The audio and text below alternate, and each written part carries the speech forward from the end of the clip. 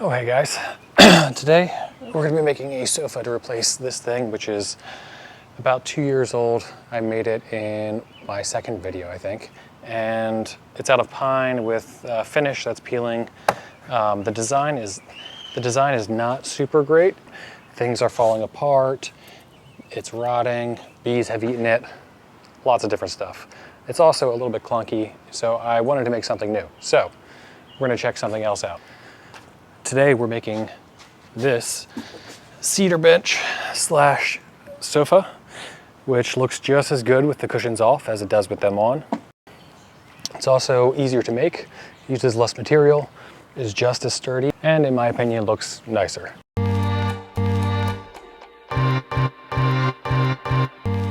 As you can see in the drawings, this design relies on these upside down falcon wing looking supports to hold up the seat slats. The seat and back are at a 90-degree angle, but angled slightly to keep the cushions and let water flow off. I'm going to mill 8 cedar pickets and 7 2x4s that I got from my home improvement store.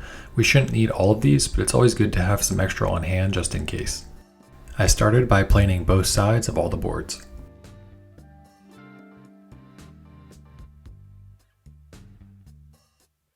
For the pickets, I doubled them up since it's a little bit difficult to plane that thin on my planer. Then I used my table saw to clean up the other 2 sides of the boards.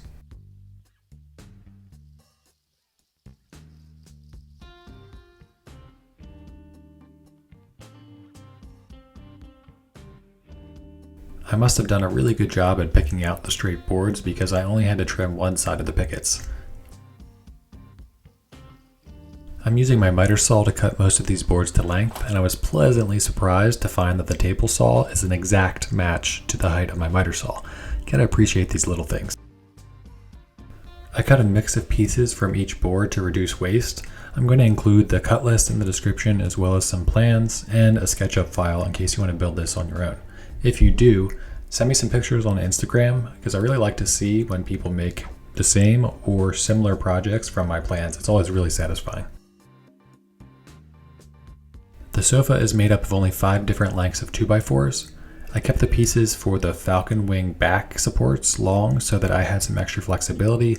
You'll see why this will be helpful in a second.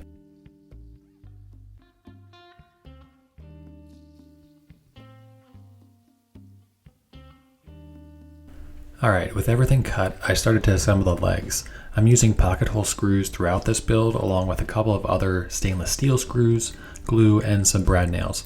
I designed everything so that you will not be able to see any of the pocket holes or most of the screws once the sofa is actually put together. For this build, I used the bigger Craig pocket hole jig you're seeing here, but I also used a smaller one that's really cheap. I'll link to both of these tools as well as anything else I used in this video in the description in case you're interested in checking it out.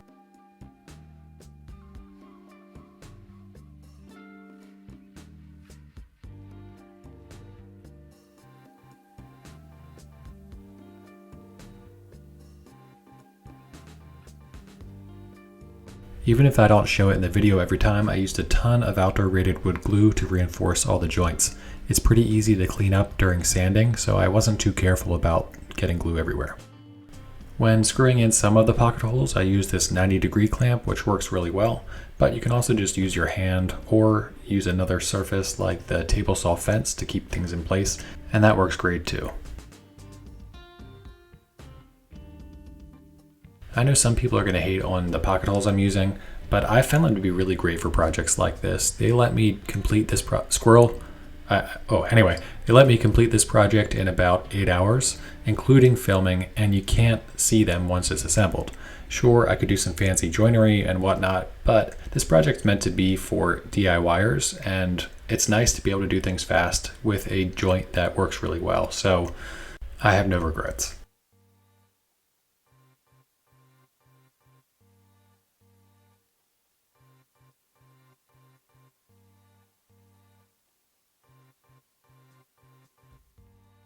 With those complete, I moved on to the falcon wings, and this is where things got a little bit trickier.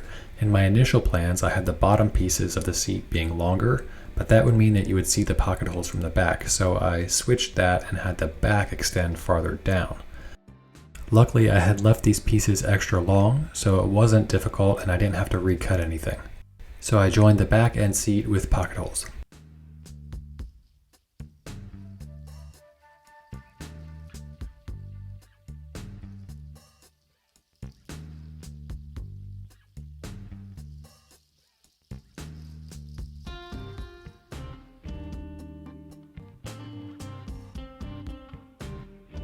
Then I laid it out on a leg piece to see which angle would look best.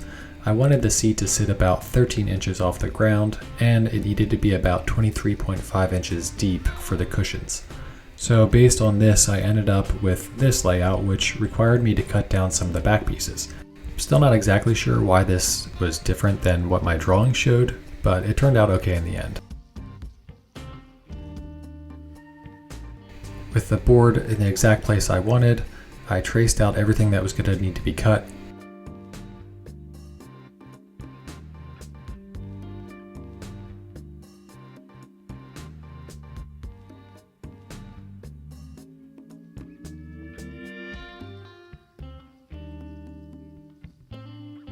Then I clamped it down and used a circular saw to freehand the cuts.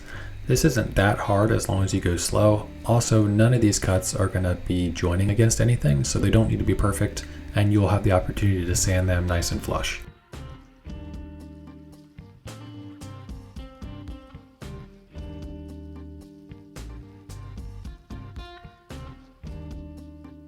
With that done, I confirmed again where the ends needed to be cut. I'm only going to be cutting the seat end at this point, so that I can again measure the seat back once the horizontal supports are in for the sofa. This is going to help me ensure a really tight fit. With this part of the project, I can't overstate how helpful it is to go back to the actual build and measure against that and double and triple check, because I definitely would have made at least one mistake and had to go back and rebuild parts of it, which would have taken way more time than just measuring twice. Before installing the horizontal pieces, I took the opportunity to sand everything really well. Then you're seeing me use this offcut from the seat. Since it had the exact right angle, I was able to use it to trace this angle onto the leg pieces and also the horizontal support. This is going to really keep the seat slats flush on the seat. Then I set the table saw blade and ripped it down.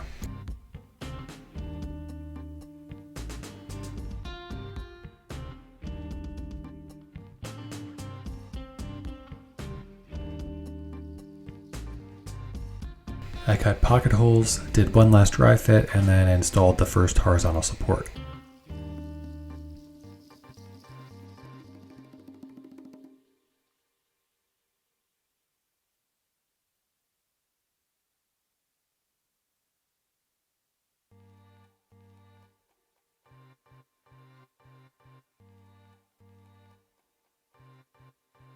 I then cut down the back piece at the same angle so it would sit flush with the back of the seat, and I installed pocket holes and glued it in.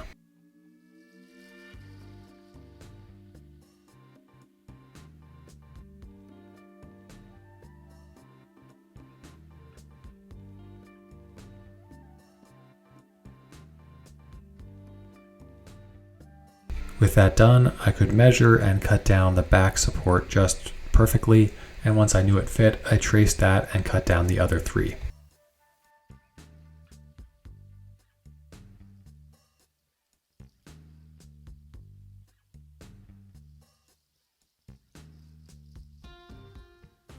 Because of some of the changes to the back of the build, I realized that the horizontal support was going to need some extra support. So I decided to install the offcut from that same support perpendicularly to the support and add some extra strength.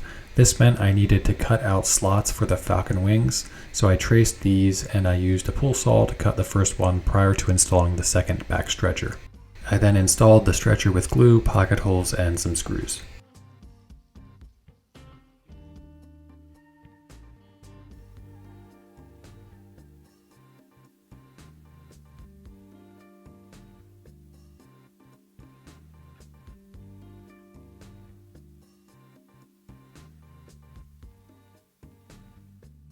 Once I confirmed the first Falcon wing fit, I measured the rest of them out and cut them with a pull saw.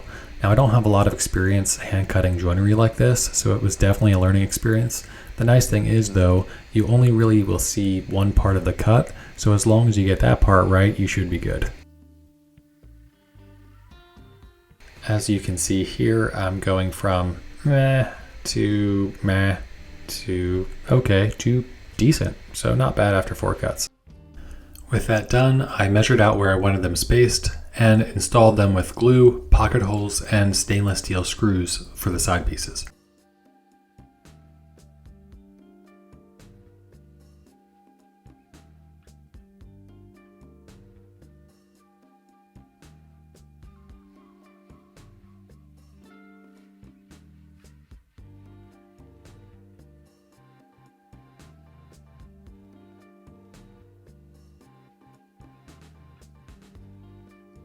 This is a really fun part of this build, seeing these things go in. They really add a nice bit of drama with their angles and repetition across the back.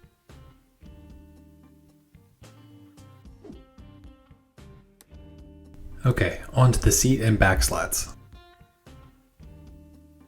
I'm going to have to stagger these, as you can see here, because the boards themselves are a couple inches too short to span the whole width of the sofa. I measured these out, ensuring that they would end up on a seat support that I could nail the end into. Then I cut them down with a circular saw.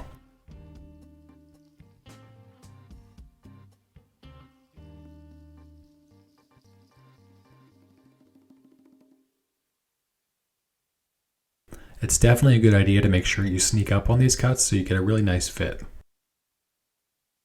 After cutting them all down, I installed them with glue and brad nails.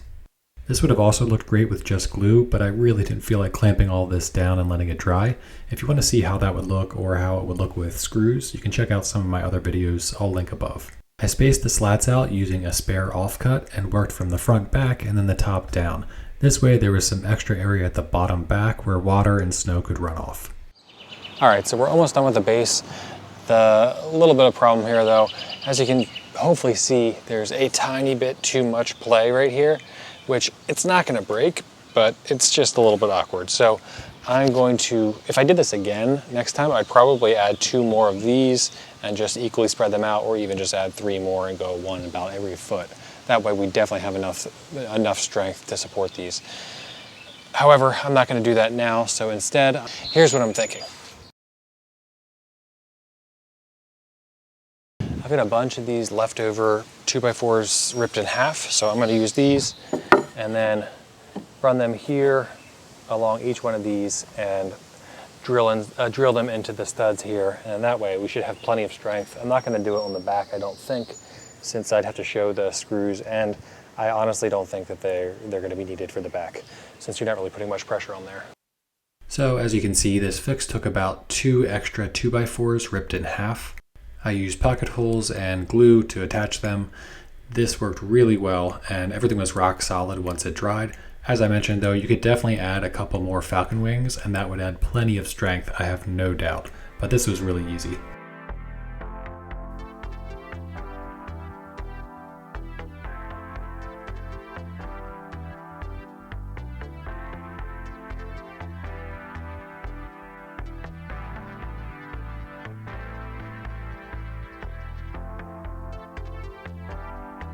Finally, I sanded everything down to 150 grit, flushing up all the joints and getting rid of any glue. Also, I made little bevel on all the edges. Then I installed some plastic feet to keep it out of standing water. And that was it. All right, so I'm really happy with how this turned out. It's much cleaner from a design perspective and also build perspective than the original one. It's made out of cedar, so it's gonna last a really long time. It's gonna actually patina really well, and then I'm gonna put some teak oil in about a year. That'll look kind of like this. Anyway, let me know what you think. Give me a thumbs up if you like the video. Subscribe for more stuff. I have about 6 or 7 projects in the works. About half of those are finishing up now, so I'm gonna have some good stuff coming soon. But until then, stay safe and I'll see you in the next episode.